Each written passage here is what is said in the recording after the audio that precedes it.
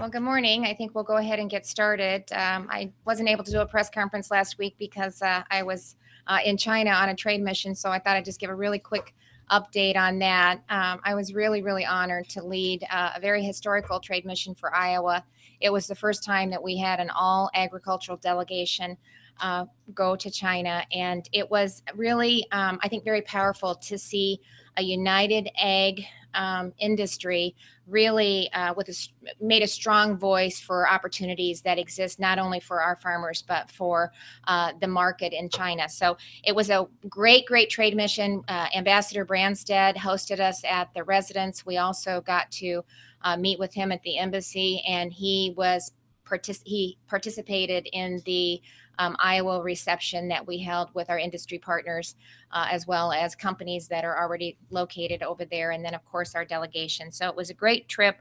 Looking forward to expanding markets and the opportunities that we believe see going forward. Of course, we highlighted China opening the market to beef. My husband Kevin participated in the trip and did a trade promo at Walmart, showcasing beef and how wonderful it is and the opportunity to open the market. So it was a great trip, and I was very proud to have the opportunity to lead that. So yesterday, I also had the opportunity to testify before the EPA on the importance of having a robust renewable fuel standard, or the RFS. Long been a passionate supporter of the biofuels industry, and certainly understand how vital renewable fuels are to the Iowa farmers as well as our state's economy. Without question, and I was proud to highlight this, our farmers have demonstrated that they have the capacity to not only feed but to fuel the world. And the RFS is critical in our continuing ability to do that. And the renewable fuel industry's growth is critical for that also. So I just want to share some statistics that show the significant impact of the RFS in Iowa. Iowa has more than 43,000 jobs that are tied to the renewable fuel industry. That generates about $2.3 billion of income for Iowans. 3.5% or $4.6 billion is contributed to the GDP. It's tied directly to renewable fuels. Iowans saved more than $314 million in 2015 using ethanol blended fuels. We saw our E15 sales in Iowa grow last year by 193%, and nearly 90% of gasoline sold last year was blended with ethanol. Iowa has 42 ethanol facilities in operation, one under construction. We have 4 next-generation cellulosic plant facilities, and I'm proud to say that our state accounts for 27% of the total U.S. ethanol production. So certainly emphasized those facts through my testimony. I also took the opportunity to commend the administration for its commitment to keeping the RFS at the level that was set by Congress, and was grateful for that, grateful for the EPA in bringing predictability and stability to the renewable fuel industry. That had not been happening with the previous administration, and we had a direct impact because they didn't set the levels and they didn't do it in a timely manner, and that really shut off new investment into next generation renewable fuels. Also pleased that the number set for corn ethanol was again with the what the congressional intent was at 15 billion gallons. However, it was a mixed bag. We also were able to reiterate our disappointment to see that the EPA cut the advanced biofuels category from 4.28 billion gallons required to 4.24 billion gallons. The EPA's 2018 projection for cellulosic ethanol, it was based on looking backwards at 2016, and I think projection by definition is what's going to happen in the future, not what's happened in the past. The near-term future for cellulosic is brighter than we believe the proposed obligations. So we urge the EPA to implement required future projections necessarily to properly set the 2018 cellulosic ethanol level in the final rule. I also encourage the EPA to increase the 2019 biodiesel levels from 2.1 billion to 2.75 billion gallons. In Iowa, we account for 16% of the total U.S. biodiesel production. And in 2016, the United States consumed 2.8 billion gallons of biodiesel. So we can definitely exceed the volume by 2019. In fact, each time the EPA has raised the biodiesel volumes, the industry has risen to the challenge. And really that's what the RFS does. It's a market forcing policy, and it's bold, and the EPA's volume requirements should reflect that. From our farm fields to our main streets, Iowans understand the importance of maintaining a strong RFS. And without, I think, our continued diligence on this front, farmers and individuals involved in agriculture production and the biofuels industry could take a direct hit their incomes would be directly impacted if we didn't get the volumes that we're requesting. Consumers prefer to choose lower cost biofuels. They've demonstrated that over and over. And these are real people who live in real communities, and they are counting on us to keep rural America strong. And we believe that a strong and robust RFS does that. So we're not going to let up. We're not going to stop advocating for the importance of it. So at this time, I would like to turn it over to Lieutenant Governor Gregg. Thank you, Governor, and good morning. Of course, we know Iowa has long been a national leader in agriculture. We're #1 in corn and soybean production. We're #1 in ethanol and biodiesel production. And we're #1 in cellulosic ethanol production.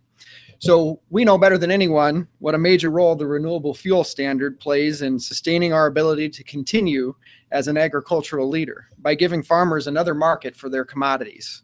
That's why I echo Governor Reynolds' plea to the Environmental Protection Agency for a strong RFS, particularly higher levels in the advanced biofuels category.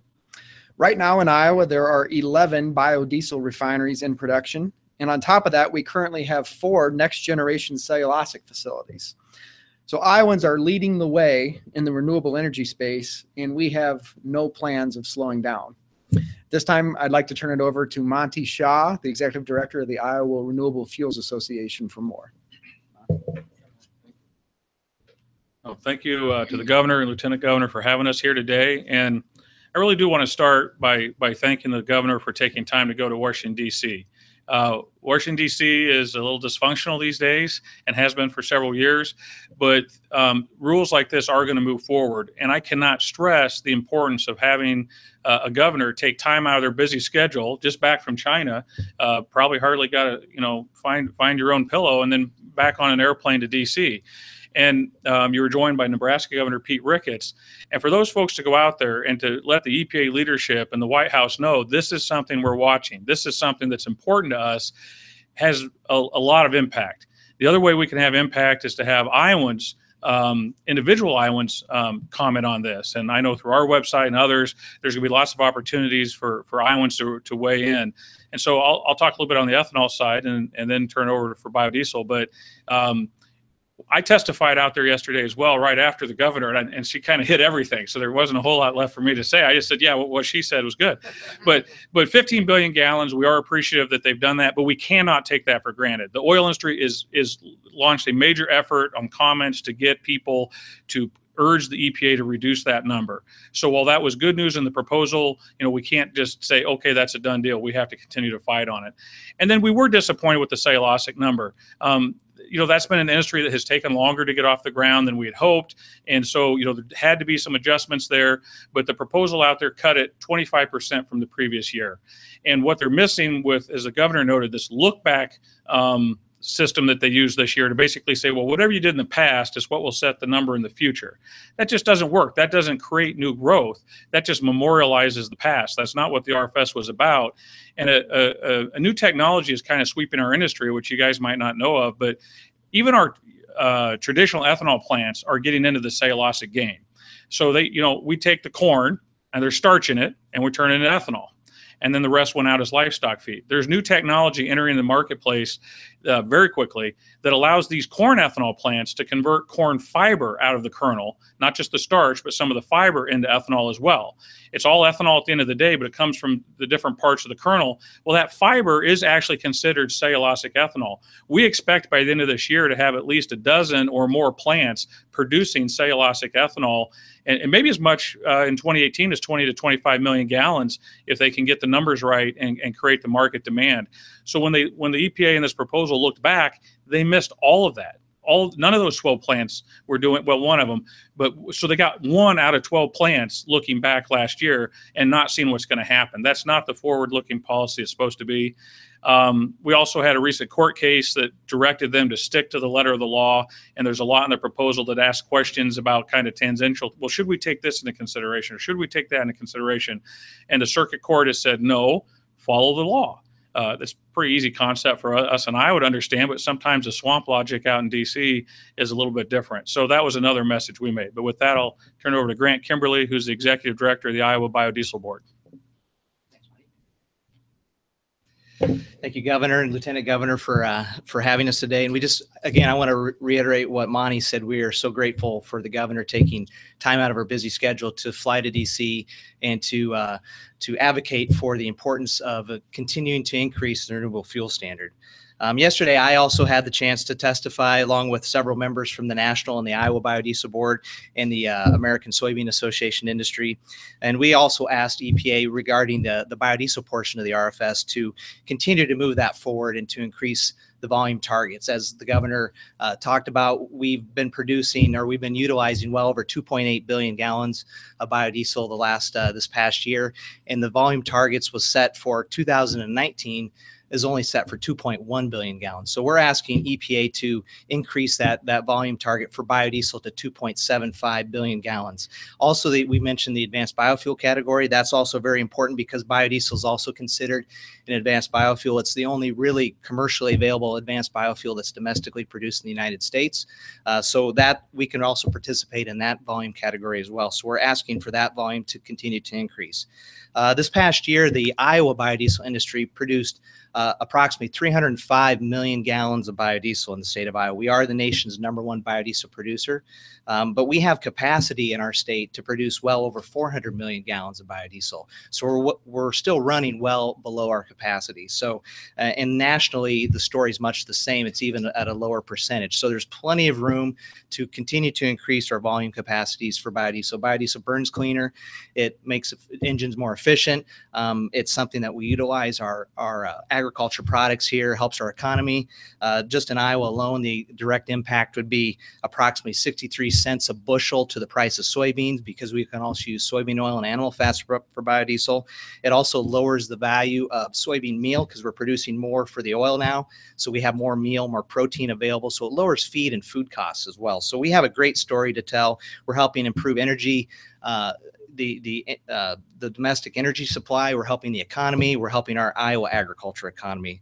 So we're here to help meet that demand. We're helping to increase that. We're advocating that with the EPA, and we're hoping that they can continue to move forward. And so again, we need public comments that go into the EPA. We have this comment period, a chance to maybe improve these volume targets and move it forward, because it's good for the economy, for the Iowa economy. It's good for the U.S. economy. So with that, I'll turn it back to the governor and Lieutenant Governor. Thank you. Thanks, guys. Appreciate that. We'd open it up for comments on this topic. The last 3 years, the renewable fuel standard has kind of rolled back, and the U.S.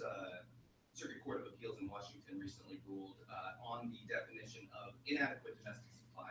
And in that, they said that ethanol essentially had a waiver of 2.24 billion gallons of ethanol over the last 3 years. When you guys were in Washington, did you talk at all about making good on that ethanol that wasn't used? Yeah. You know, that is something our industry is looking at. Essentially, the circuit court ruled that under the Obama EPA, they illegally applied a so-called waiver authority that they didn't have to justify reducing the congressionally mandated schedule for corn ethanol. And so for a couple of years, we had a lower number than we should have. And so the question is, the court has now ruled you should not have done that. Do not do that. The question is, do we then push the EPA to go back and say, hey, make good, make the obligated parties retire some more RINs or something? I don't know if our industry is going to push for that. I don't know. Either way, we're having those discussions. Personally, I think the important thing is moving forward, because it said supply is supply. You know, supply is not demand, and supply is domestic and imports. And if you look at the current proposal that is still out there, there's all kinds of talk of, you know, so-called market constraints, so-called limits on market demand. Should we be taking into consideration whether some of this renewable fuel is imported, as if somehow I mean, I want all the biodiesel to be from the U.S., and we certainly could do that. But if a little bit came in from Argentina, is that somehow bad? considering if we don't use the biodiesel, it'll mean more oil from the Middle East. So I think we'd rather, my personal preference would be to make sure that this new directive from the court to follow the law is applied going forward. If there's some way to go back and make us whole, I'm not opposed to that. But, that water is under the bridge to a certain extent. He's going to have one more thing. I asked Sure. him. Yeah, I mean, the ruling really applied to the statute, and which had to do with conventional ethanol. But when you look at the overall volumes for the RFS, that's including all the different pools that we talked about: the conventional piece, the advanced biofuel piece, and also the biomass-based diesel portion, which is biodiesel. So we're going to have to kind of evaluate this and move forward. But we're hopeful that moving forward, as Monty said, the key is moving forward, in that it is now clear that EPA has to follow the law. They can't use these other factors in determining how to set those volume targets. They can only look at domestic supply, and that domestic supply means production capabilities that we have for feedstocks and also production capabilities. So moving forward, that should bode well for this rule, so we can hopefully continue to move the RFS volumes for biodiesel and ethanol ahead and move it forward. Any other questions? Yes, you can. You may be aware there's a very hot special election race in southeast Iowa. One of the key issues on that is transgender. What are your thoughts about just this general overall topic of transgender rights? And currently one of the issues down there is whether transgender students or other transgender people should be, whether special accommodations should be made for them, whether they should be part of the mainstream. Have you got any thoughts about that in general, how transgender people should be treated? Well, first of all, as we've said multiple times, we believe all individuals should be treated with respect. And that's where you start from. And I believe this is a local decision, and it was decided at the local level. And I think that that's where it should be decided. But I do think that we have an obligation to treat all people with dignity and respect. What is the status of insurance commissioners' stopgap measure, and what is your position on the Trump administration's threat to end subsidies, and that would be an increase on top of the increase? Right. Well, first of all, Kay, 72,000 Iowans are counting on us to find a solution to make sure that they have access to insurance come January 1 of 2018. So I want to compliment Commissioner Oman as well as the carriers. My team have worked extensively with the White House, with not only the administration, but with Secretary Price and Administrator Seema Verma to put in place a stopgap proposal. We are on the phone weekly with them. I had the opportunity when I was out in DC again to talk to Senator Grassley and Senator Ernst so that we're all on the same page to make sure that it's moving forward. There is a hearing today, a public hearing. So that is progress that we are continuing to move towards. All parties want to get to yes, but I've said all along, this is a short-term fix. This is not a long-term fix. We're still need Washington, D.C. to implement change. Obamacare is not affordable. It's not workable. It's not sustainable. We've seen our individual market collapse. We've seen our premiums go up 110% over the last 5 years. We have healthy Iowans and young Iowans moving out of the individual market.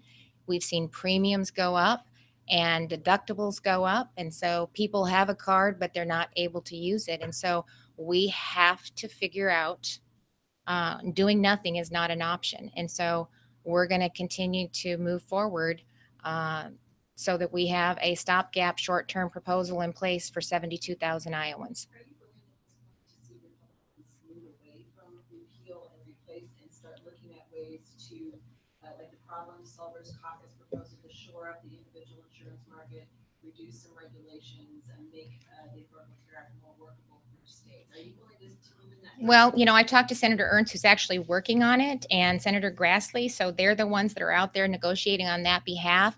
But, we're going to continue to look for whatever we can to move forward. And that's the message that Senator Ernst relayed to me. They're looking for solutions. They're trying to figure out a way to do something, because I think there's one thing that we should all agree on, and that is not doing anything is not an option. And so, we need to continue to look for alternatives that can make it sustainable. I've advocated for, I am a proponent of block grants coming back into the state. I like the flexibility, the Empower Act that Senator Ernst and Senator Rubio have filed. That piece of legislation gives states the flexibility to combine programs, to combine some of the funding, to look for programs that work, to tie them together. I think that's the right direction to go in. So that's something they're continuing to talk about. I think they should continue to take a look at that. Now, that means, they have to adequately fund it. So that doesn't mean shifting the cost to the states. So I'm not advocating, it has to be balanced, but I think you'll see a lot of governors across the state of Iowa that would be in favor of taking, like they did for welfare reform back in the 80s, that really gave states the flexibility to put in place programs to meet the needs of Iowans. And then we can look at it holistically. And so I continue to talk to them about that as an option. There's just a lot of variables. But you're not going to be hung up on the phrase repeal Obamacare as something that the Republicans promised. No, I'm hung up on doing nothing is not an option. That's where I'm at. So if we can figure out a way to make this work, to reduce premiums, to market driven, then that's the direction that we need to go. I, as I indicated, would like to look at block grants. So I really would like them to take a look at, giving states more flexibility in the programs, but doing nothing is not an option. Free trade agreements have been hard to come by recently. For example, Kansas increase in tariff on chilled beef from the U.S. First of all, what are your reactions to the increased tariff? What are your hopes for that trade relationship? Well, Japan is a significant market for beef. They have been. We've seen our numbers increase over there. I have a lot of confidence in Secretary Tillerson and his ability to do free and fair trade. That's important. Trade is so important to Iowa. 1 in 5 jobs are attributed to our ability to export our goods and commodities around the world. That's why I thought this was such a timely trade mission. With agricultural commodity prices where they're under input cost. We're looking for every opportunity that we can to grow, not only maintain our existing footprint, but to look for opportunities to grow that market. So beef is a great example. That came out of the 100-day plan that was put together by President Xi and President Trump. They're continuing that dialogue with the Comprehensive Economic Dialogue that they just held in Washington, D.C. 2 of the governmental officials that we met with had participated in that Comprehensive Economic Dialogue, as well as Ambassador Branstad. So we're continuing to look for opportunities to move that forward, to implement and grow markets for our commodity groups, so we can hopefully see that play out in Iowa's economy as we look forward to build that. So those are conversations that will continue to be had. We're going to continue to look for opportunities to grow and expand, but we have seen market expansion in Japan when it comes to our beef, especially Iowa Premium. I think has seen significant increase, which is an Iowa processor, in their beef opportunities in Japan. We hope to do that same thing in China. Yesterday, Ryan Corbett talked about that you should think about a special session. Obviously, you're going to have to address 17, but to address this current fiscal year as well. And it looks like Treasurer Fitzgerald has also expressed some concerns about we need to borrow of some sort to get us through this current year. Do you look at the numbers that way? Well, first of all, I want to just reassure all Iowans that our bills are being paid and have been paid and are being paid going forward. Education, Medicaid, $40 million into education. So we are paying the bills and we'll continue to pay the bills. And we're continuing to collect the facts. We're doing the due diligence that we need to be doing so that we can make a decision, an informed decision on the procedures moving forward. So, but I want to just ensure Iowans, we have almost $500 million in cash reserves. I don't think this is a time that we need to be short-term borrowing. I don't think it's necessary. And we're going to continue to gather the facts and do the due diligence, and we'll be making that decision moving forward. But you don't think it would be necessary We are continuing to look at that every day, Dave, and so we're going to make those decisions moving forward. Who's in, tell us what the process is. Are you consulting with legislators right now or the corporation chairs about where things are? Just tell us a little bit about, because you're aware so many people in state agencies that are expressing concern about further cuts. People see the cuts in the DNR, they know that prisons are short-staffed. They're genuinely worried about it. Can you just Well, tell us a little bit about what that process yeah, is? first of all, I want to just say thank you to the state workers for the tremendous job that they do every single day on behalf of Iowans. They're on the front lines doing the job. We recognize that. And we're proud of our team that we have in place. It's been a tough fiscal year. I mean, revenues are down, and that's a fact. And every agency has a role to play as we look to address the reduction in revenues. And so the legislature did a lot of things last year. Chapter 20 reform actually gives our state agencies more flexibility in making decisions to better manage the revenues that they have. And so we are in constant communication. My staff is. We have policy people that are talking to our directors. My chief of staff is communicating. We communicate with leadership. We all have to address this issue. And so we are monitoring it every single day. And in the meantime, what I'm doing, and I just did it, we're looking for opportunities to grow this economy. Whirlpool, I don't know if you saw the news today, is adding 500 jobs. The June jobs report, we had 11,200 new jobs added. That's the most in 2 decades.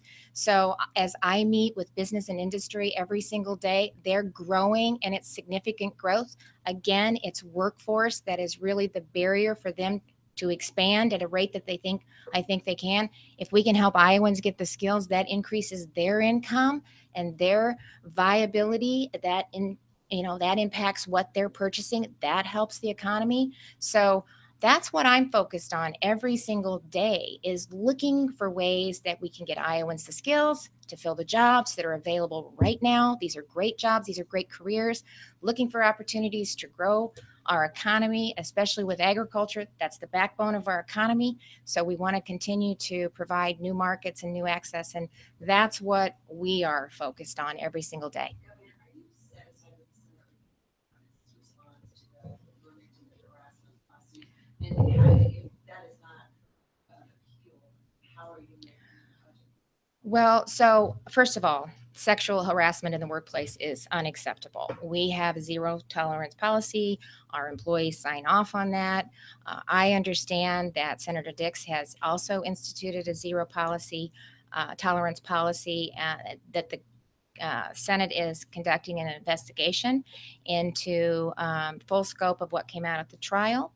So I'm appreciative in the steps that they are taking. And I have faith in Senator Dix that he will take the necessary steps, and has, it's my understanding, taken the necessary steps to make sure that that's not going to be tolerated in the workplace. Well, I think that's will be decided, right? That's part of what's been coming forward. I don't know if they've looked into it.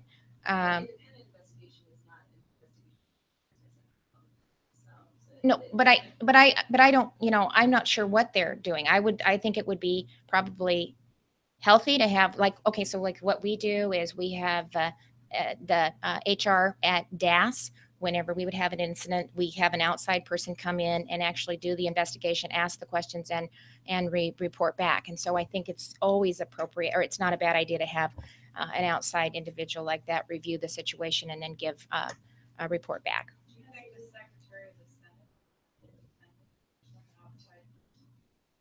serves at the pleasure of the Senate?